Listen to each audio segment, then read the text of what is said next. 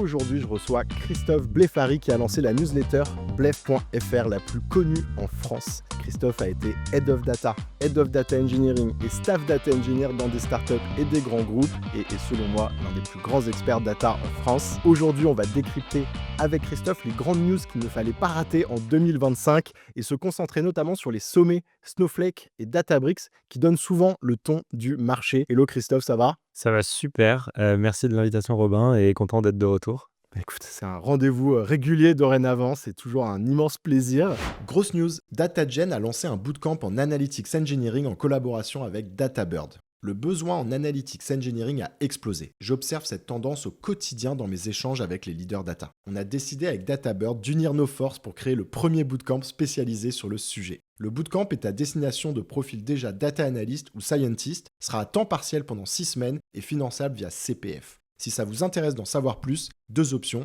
Je vous mets le lien pour découvrir le programme détaillé en description. Sinon, vous pouvez écouter l'épisode 151 qu'on a enregistré avec le cofondateur de DataBird, dans lequel on explique plus en détail la tendance de l'analytics engineering et le programme du bootcamp.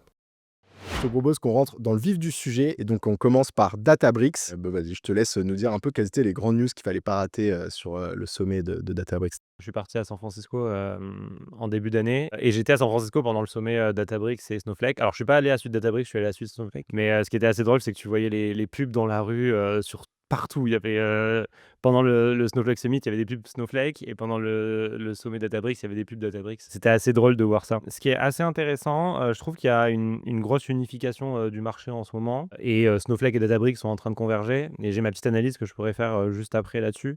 Mais du coup, au summit de Databricks, ils ont annoncé plusieurs choses. Le premier truc qu'ils ont annoncé, je pense, c'est l'unification entre les concepts de OLTP et d'OLAP. Je sais pas si tu avais suivi, mais ils ont racheté une boîte qui s'appelle Neon. Et en fait, Neon, c'est une manière de lancer des databases Postgre à la volée, hyper rapidement, avec des services, juste avec une API. Et ça a explosé Neon avec toute la générative AI. Donc, tu vois, avec Lovable, Replit et ces sites-là. Quand ils avaient besoin de lancer les backends, ces sites-là, ils lançaient des databases Neon parce qu'en fait, c'est beaucoup plus simple que de lancer, tu vois, un Docker avec Postgre pour lancer ta database.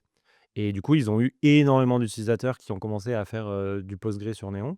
Et Databricks a racheté justement Neon. Du coup, la tendance qui est un peu derrière, tu vois, c'est Databricks, on l'utilisait beaucoup pour faire de l'analytique. La vision et une tendance qui sont un peu en train d'essayer de set derrière, c'est faire que tu puisses aussi, dans le futur, utiliser Databricks pour du transactionnel et du coup, unifier des use cases qui étaient quand même séparés, où avant, tu avais l'équipe tech qui faisait son transactionnel, puis après, la data qui fait son analytique. Et ça, c'est pour un peu, tu vois, bridge the gap et faire qu'en fait, juste maintenant, t'envoies la donnée chez Databricks, la donnée, tu mets ton back-end dedans, tu fais ton analytique et t'es content. Oui, parce que peut-être pour rappeler, pour ceux qui sont pas familiers, souvent les databases opérationnelles Postgre, c'est celles qui sont utilisées par l'équipe tech pour le produit, c'est-à-dire pour la donnée vraiment qui est affichée sur l'interface web. Et souvent, quand l'équipe data arrive, alors au début, elle va peut-être utiliser un peu cette database-là, mais on va souvent dire que c'est pas forcément la meilleure pratique, mais tu le fais quand même au début. Et puis après, tu vas rajouter un warehouse qui est vraiment spécialisé analytics, comme il y en a plusieurs sur le marché, on va en parler notamment, mais voilà, des Snowflakes, etc. Et ce sera plus adapté à l'analytics, quoi. Mais ça fait que tu as un peu 2 databases qui collivent. C'est ça. Et là, eux, ils essayent finalement d'unifier Unifier ça. dans une seule plateforme globale. Après, ça sera toujours potentiellement 2 databases différentes, tu vois. Ils ont appelé ce service, je crois, ils l'ont appelé Lakebase. Ils adorent les termes un peu marketing, donc tu as eu le Lakehouse, le Lakebase et ainsi de suite. Donc je pense que ça, c'est le premier truc qui va essayer d'unifier les pratiques. Et ensuite, avec l'IA générative, tu vois, il y a de plus en plus de gens qui vont faire des apps analytiques. Et en fait, ton app analytique, au début, tu vas la faire dans le warehouse, sauf qu'en fait, quand tu veux beaucoup de users, tu voudrais que ça soit un peu plus responsive, sauf que Databricks, c'est pas méga responsive sur la low latency. Du coup, tu te dis, ah oui, mais en fait, d'avoir Neon, c'est pratique pour ça. Tu mets la DB là-dedans, comme ça, ton app, un peu de data, tu vois, elle est vachement plus responsive, low latency. Ouais, pour tout ce qui va être ce qu'on appelle souvent embedded analytics, quand tu veux que ton analytique soit directement dans ton produit à destination de tes utilisateurs finaux. Exact. Même si c'est pour tes utilisateurs internes, mais quand tu es dans des grosses boîtes où il y a 100 000 personnes, tu as un peu des problèmes équivalents. Tu es sur de la Ouais. prod un peu complexe, quoi. OK. Après, le deuxième truc, je pense, c'est quand tu regardes le marché et les entreprises qui font beaucoup de revenus dans le secteur de la data, c'est des entreprises qui sont dans le Fortune 500, au CAC 40. Et ces entreprises-là, souvent, le truc le plus important, c'est la transformation, tu vois. Donc, c'est les Alteryx, Informatica, Talend, c'est toutes les entreprises qui gèrent les transformations, qui les font tourner et ainsi de suite. Et Databricks, Snowflake, vu que c'est des moteurs de calcul, ils ont une bonne partie de ça. Mais souvent, ils ont une limitation, c'est que l'utilisation de ces plateformes est complexe parce qu'il faut savoir écrire du SQL, ou il faut savoir écrire du Spark, ou il faut savoir écrire du code. Ils vont de plus en plus vers une direction, tu vois, low code, no code, drag and drop, UI. Et du coup, Databricks a aussi annoncé une UI un peu plus simple. Une UI, tu vois, drag and drop où tu peux faire tes flows directement. Qui vient concurrencer DBT?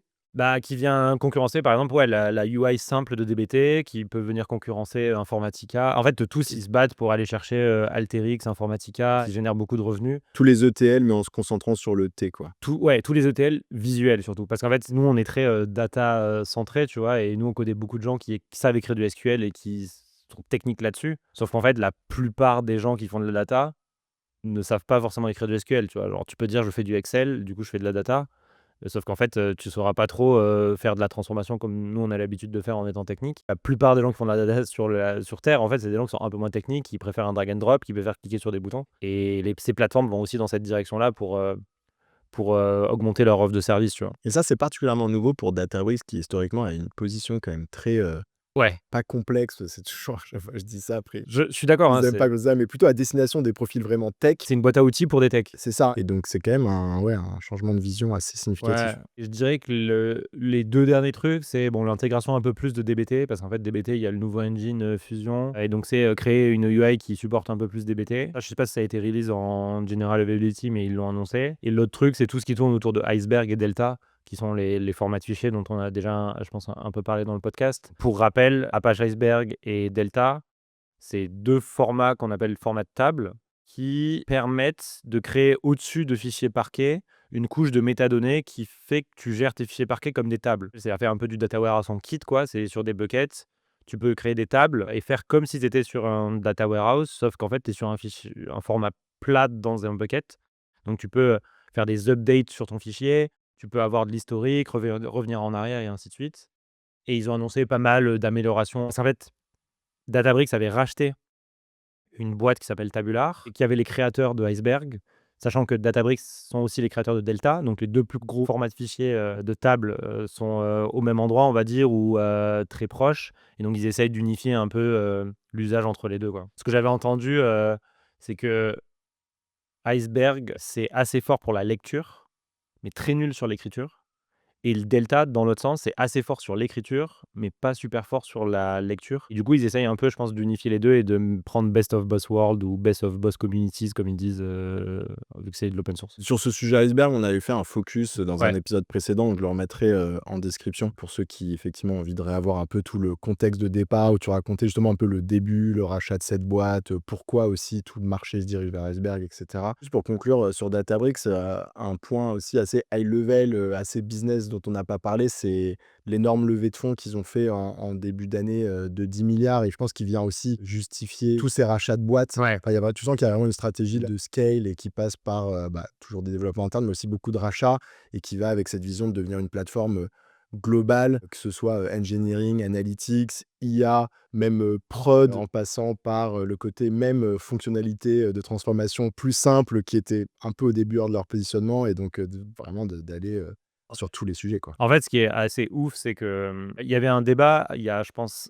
4 ans, dans la moderne data stack, qui était, le bundling de la data stack ou l'unbundling. En gros, au début, on mettait tout dans Airflow, et ensuite Airflow, on s'est dit: «C'est trop complexe», du coup, on a pris plein de services différents et on allait le mettre à plein d'endroits. C'est très cool parce qu'en fait, ça te permettait d'avoir, plein de petits services verticalisés qui marchaient bien pour un truc. Sauf qu'en fait, sur le long terme, c'est assez embêtant d'avoir, 50 factures pour un seul truc, et au final, les entreprises, les grosses entreprises, quand ils ont beaucoup de développeurs, que ce soit développeurs data ou pas, en fait, ils veulent payer une facture, quoi. C'est pour ça qu'il y a aussi cette tendance à, Databricks, Snowflake, de créer une seule grosse plateforme. Au début, je parle juste de Snowflake parce que en marketing, ils se marketaient comme de AI Data Cloud ou de Data Cloud, tu vois, en mode, vous voulez faire de la data, venez sur notre cloud, quoi. Et ensuite, ils consolident aussi le marché parce que justement, c'est pour ça que Databricks a levé 10 milliards en début d'année. Ils viennent de refaire un bridge là cet été en rajoutant 1 milliard pour augmenter la valorisation. En fait, ils ont besoin de beaucoup d'argent pour faire tous les rachats, pour créer tous ces nouveaux services. Parce qu'ils ont aussi racheté pas mal de boîtes. On a parlé de Neon, mais ils ont aussi racheté une boîte qui s'appelle Mosaic ML, qui permet de faire du machine learning et un peu plus autour du MLOps.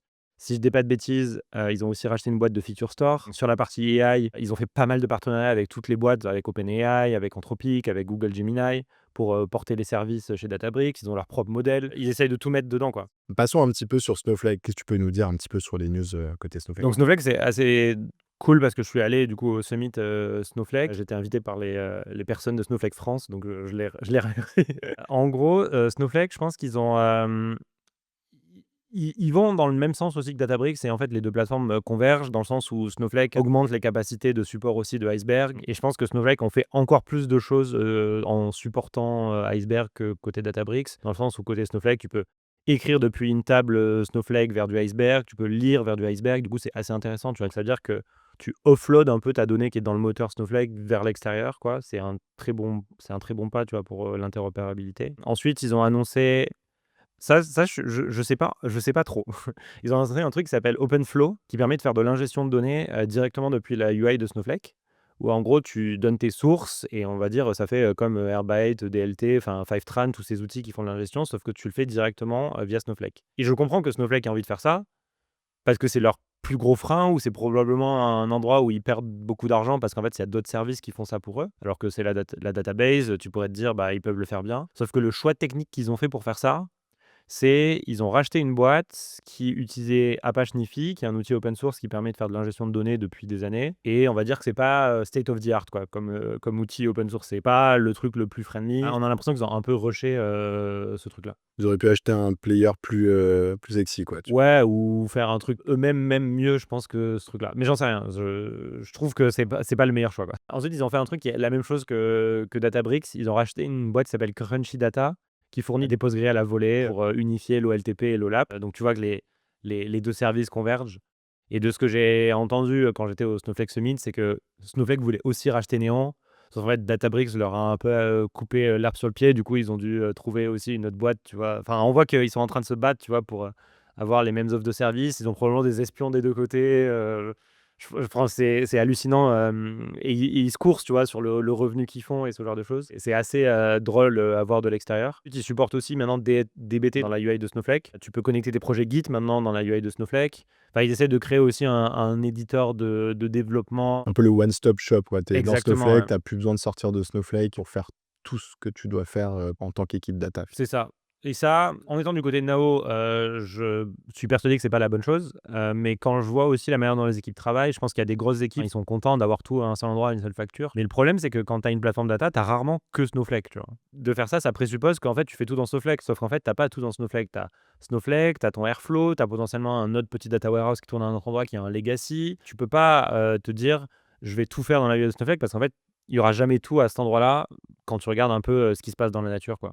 Bah, c'est peut-être la vision cible, très long terme. Mais le fait est qu'il y a toujours aussi des nouveaux services. Donc en fait, tu seras toujours dans une phase où il y a une partie des choses que tu faisais hier ailleurs, que tu vas commencer à faire dans ta plateforme globale, mais il y aura toujours des nouveaux services ou des Ouais. services qui sont pas encore intégrés. Et personnellement, j'aime pas trop le développement dans le navigateur web. Quand tu regardes, les gens, ils développent la plupart du temps en local, quoi. Genre, nous, de ce qu'on a vu, 90-95 des gens, quand ils développent en local parce que la UI est plus friendly, c'est plus responsive et ce genre de choses, quoi. Après, ils ont sorti plein de services. Ils ont sorti un truc assez intéressant qui s'appelle Semantic Views, qui permet de faire un peu les couches de semantic layer dans Snowflake directement pour servir, tes modèles sémantiques. Du coup, tu peux le remonter dans Snowflake, ça se rafraîchit à la volée, et ce genre de choses.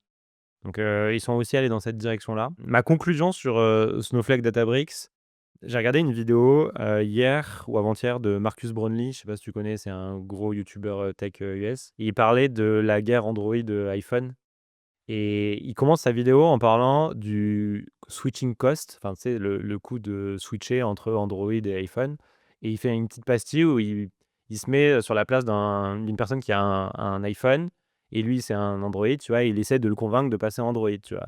Et la personne, côté iPhone, elle dit: «Ah non, mais je peux pas aller sur Android parce que ça, parce que ça, parce que ça» et à chaque fois, la personne Android, elle dit: «Non, mais on a la feature, on a la feature, on a la feature» et à la fin, il dit: «Non, mais j'ai pas envie». Et j'ai un peu l'impression, tu vois, Databricks, Snowflake, ça va être un peu la même chose. C'est que Databricks et Snowflake, tous les 2 se copient sur les features et la raison pour laquelle ils se copient sur les features, c'est pour faciliter le switch depuis l'autre plateforme. Parce qu'en fait, leur manière de grossir, c'est d'aller chercher des gens qui ne sont pas sur le cloud, mais aussi d'aller chercher des gens qui sont chez leurs concurrents, quoi. Sauf que pour aller chercher des gens sur ton concurrent, il faut que tu aies le même niveau de feature parce qu'en fait, Si quelqu'un utilisait un truc sur Snowflake et tu arrives en tant que vendeur, Databricks, il faut que tu dises: «Ah oui, mais cette feature, on l'a aussi», tu vois? Donc c'est pour ça qu'ils passent leur temps à se copier, c'est pour, faciliter le switch depuis l'autre plateforme, mais sauf qu'ils sont obligés d'innover en même temps pour créer des nouvelles features qui font que L'autre ne l'a pas, l'autre ne l'a pas et tu tu gagnes les restes appels d'offres, quoi. ouais, c'est ça.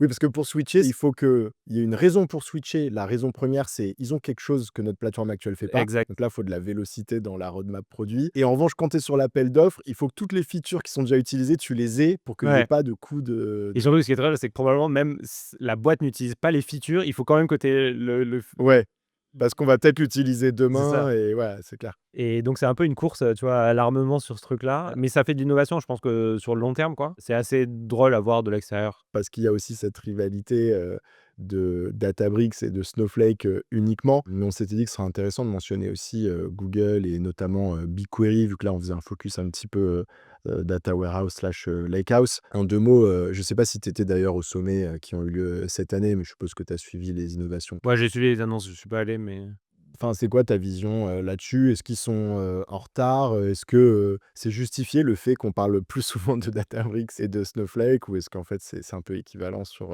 la vélocité et tout, on va dire le dynamisme autour de l'innovation, quoi? alors je pense que c'est la raison pour laquelle c'est justifié qu'on parle plus souvent de Snowflake et de Databricks, c'est juste que Snowflake et Databricks font énormément et quand je dis énormément, c'est infiniment plus d'efforts que Google, pour faire du marketing autour de leur warehouse, tu vois? Enfin, c'est rare quand même que Google fait beaucoup de marketing autour de BigQuery parce qu'en fait, Google Cloud, c'est une suite de beaucoup de produits et Google Cloud, je crois en termes de revenus, ça fait 20-30 milliards, tu vois? Quand tu compares, Databricks et Snowflake, ça en fait, même pas 4. Donc quand tu regardes, c'est des tout petits produits comparés à ce qu'est Google Cloud. C'est assez dur de savoir, BigQuery combien ça rapporte à Google, parce qu'en fait, c'est un gros paquet quoi, ils disent pas tout. Mais BigQuery est pas à la ramasse du tout. J'avais vu des chiffres, je ne sais pas s'ils sont très valides et je crois que c'est Google qui avait sorti ces chiffres-là. Ce qu'il disait, c'est que BigQuery, c'est quand même le warehouse le plus utilisé, mais d'une très haute, marge quoi, genre 4 fois plus que le deuxième, un truc comme ça. Parce qu'en fait, c'est hyper facile de faire du BigQuery, à l'époque où ils avaient Google Analytics, ils poussaient hyper facilement des données dans BigQuery donc en fait, tout le monde qui a un Google Cloud a un BigQuery, tu vois? Alors que pour avoir Snowflake, il faut faire l'effort d'aller sur Snowflake, d'ouvrir un compte et tu as que Snowflake derrière, tu as pas d'autres services. Donc je pense que Google est quand même, pas à la ramasse et ils sont quand même, en feature, ils suivent vachement, de vachement près tout ça. Ils ont supporté Iceberg assez récemment. Ils améliorent de plus en plus leur UI web, qui a encore toujours pas mal de défauts en termes de user experience, mais ils rajoutent de plus en plus de features. Tu peux connecter Git. Je crois que tu peux supporter maintenant du dbt, tu as Dataform, tu as un éditeur visuel, tu peux faire des notebooks à l'intérieur. Ils ont rajouté, de l'AI, enfin, tu vois, ils keep up avec le pack, quoi. C'est assez intéressant à suivre, tu vois? C'est un peu la force tranquille qui est à côté, qui sort, des innovations, qui sont adoptées au fur et à mesure et les perfs de BigQuery sont toujours aussi bonnes. Moi, j'ai toujours adoré BigQuery parce qu'en fait, BigQuery, c'est, tu mets la donnée, ça marche, tu vois? Snowflake, c'est la même chose. Databricks, c'est un peu différent, tu as un peu plus de setup parce que c'est un peu plus en kit, tu vois? Justement, ça m'intéressait d'avoir ta vision, même subjective là-dessus, en prenant, bah, peut-être un peu justement, les 3, donc Google, Databricks et Snowflake. Tu l'as dit, en absolu, actuellement, BigQuery est devant, mais donc au-delà de ça, est-ce qu'il y a un gagnant ou une boîte qui a l'air quand même d'aller, plus vite, d'être devenu un peu le leader en termes de vision et d'influence, tu vois, sur le marché, qui, va être, la plateforme data et IA unique du futur? Ouais, non, pour moi, c'est vraiment similaire et je pense qu'il faut quand même passer un message derrière. De mon point de vue, tu peux faire exactement la même chose avec les 3 plateformes. Enfin, littéralement, tu vois? La seule diff, c'est, ensuite la user experience que tu vas avoir derrière, la simplicité de travailler au quotidien sur tes outils, les choix techniques que tu vas faire, les intégrations avec un peu ton écosystème, la simplicité d'intégration avec ton écosystème, tu vois?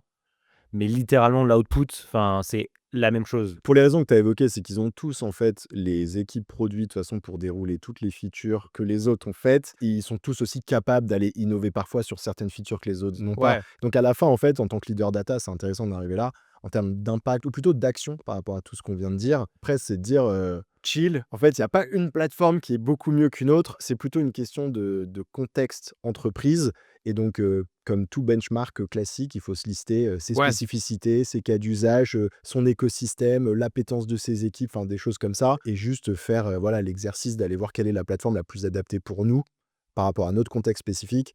Mais globalement, ensuite, on fait pas un mauvais choix, enfin, je veux dire, un Ouais, niveau c'est clair. très global, d'aller sur une plateforme plutôt qu'une autre, quoi. Et là, tu vois, on parle d'un château de cartes de features, tu vois? Mais à la fin, c'est que du stockage et du calcul, tu vois? Enfin, c'est ce qu'ils vendent derrière, c'est, des machines pour faire, avec un moteur de calcul. Donc globalement, nous, ce qu'on veut en tant que professionnel de données, c'est faire des calculs, stocker les résultats, les mettre à dispo à quelqu'un, et tous ces plateformes-là, fournissent ça, quoi. Donc après, il y a, un château de cartes de services ou qui vont te simplifier les choses, tu peux faire de l'AI déjà, tu vois, hébergé, ce genre de choses. Mais bon, à la fin, nous, en tant que professionnels de données, on a des assets qui sont des tables, on a de la donnée qu'on met à des endroits, on a des requêtes qu'on veut exécuter et toutes ces plateformes le fournissent comme service, tu vois? Il y avait aussi une plateforme dont tu voulais qu'on parle, tu me disais qui n'est pas en reste, voire même qui commence à être identifié Ouais. comme un géant, c'est ClickHouse. Si j'avais à démarrer, aujourd'hui, je me poserais la question quand même avec ClickHouse, parce que je trouve que ils ont vachement innové. Ils sont assez forts en marketing sur un truc qui est: on fait du temps réel et on coûte moins cher que les autres. Et du coup, ils arrivent vachement à prendre des clients parce qu'en fait, ce que j'ai vu d'expérience, c'est que la raison principale pour laquelle tu migres d'une plateforme à une autre, c'est parce que, réduction de coût. C'est souvent ça le plus gros driver, c'est, pourquoi je passe de Snowflake à Databricks, pourquoi je passe de Snowflake à ClickHouse ou de ClickHouse à Snowflake. C'est que la plateforme dans laquelle tu vas aller te permet des réductions de coûts et ClickHouse sont assez forts là-dessus. En fait, vu que la plateforme est un peu plus petite, c'est juste un warehouse pour l'instant comparé aux autres qui sont plein de choses. Ils peuvent innover vachement plus sur le warehouse, sur la perf du warehouse, sur l'intégration avec les LLM. Tu vois, je crois que tu peux aller sur llm.clickhouse.com et tu peux avoir un petit chat pour chatter avec ton ClickHouse qui est directement intégré à l'intérieur, qui a la même expérience que ChatGPT. Tu vois, ils ont sorti les MCP un peu en premier, ce genre de choses, quoi.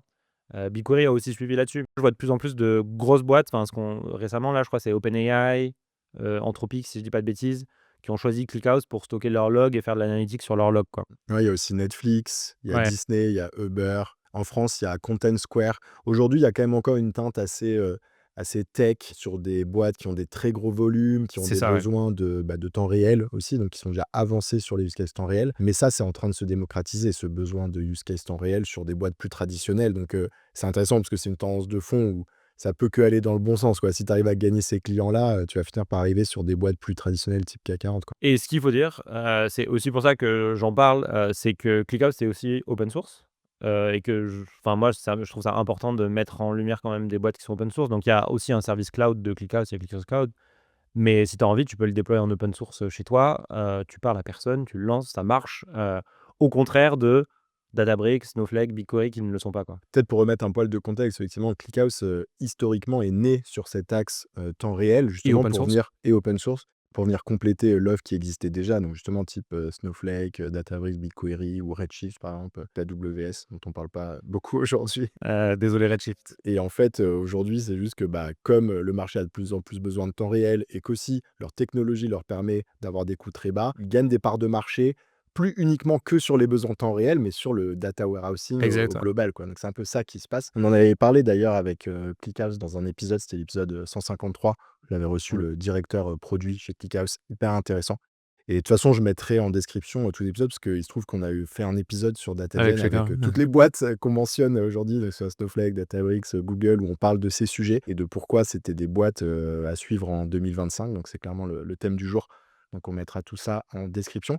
Et il y avait, bon là, on pourrait pas dire peut-être quand même un challenger, mais une dernière boîte que tu voulais qu'on mentionne, toujours sur ce thème un peu du warehousing, c'était, DuckDB qui a sorti, quelques news aussi cette année. Ouais.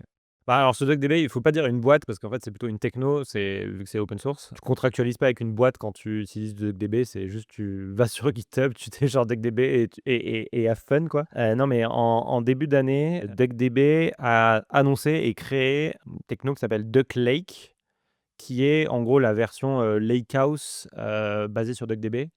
Et la manière dont ça fonctionne, c'est tu utilises DuckDB comme ton moteur de calcul, dans un, on va dire, monde distribué qui est le lakehouse et ensuite tu stockes tes métadatas dans une DB relationnelle classique, donc ton catalogue, ça peut être, Postgre, ça peut être MySQL, ça peut être DuckDB. Globalement, je dirais en termes de feature gap, ça ressemble vachement à ce qu'est Databricks, quoi, au lakehouse Databricks avec du Iceberg ou du Delta.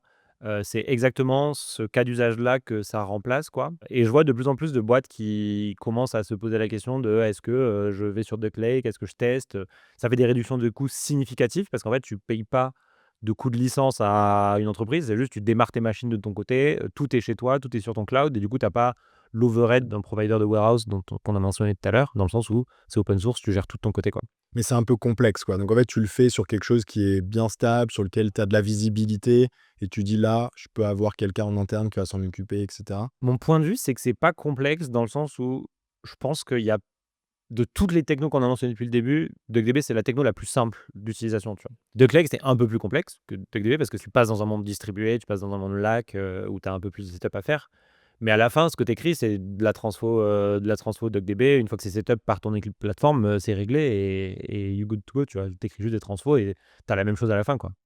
Du stockage et du compute. Mais écoute, super intéressant. Et enfin, c'est l'occasion aussi que tu nous parles de la Forward Data Conference qui arrive là, fin novembre. Tu veux nous rappeler un peu le concept de l'événement, les sujets qui sont abordés, parler de quelques invités stars qui seront là à l'événement. Yes.